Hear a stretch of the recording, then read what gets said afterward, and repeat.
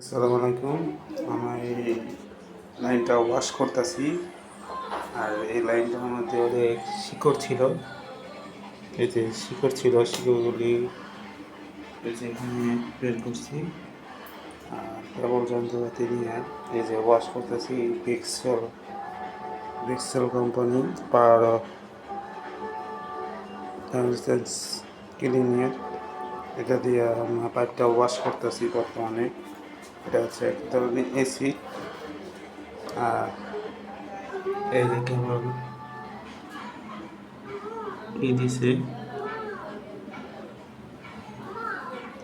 এসিটা দিছে, আধা ঘন্টা রাখতে হবে। আর এই অবস্থার বর্তমানে আর এই যে ওয়াশ এটা ক্লিয়ার করতে আছি। এখন আমরা ফিটিং করবো, আধা ঘন্টা রেখে দেবো। পরে আমি এখন রেখেছি যে বাড়িতে আসছি আমার কাজে। বর্তমানে অবস্থা আমাদের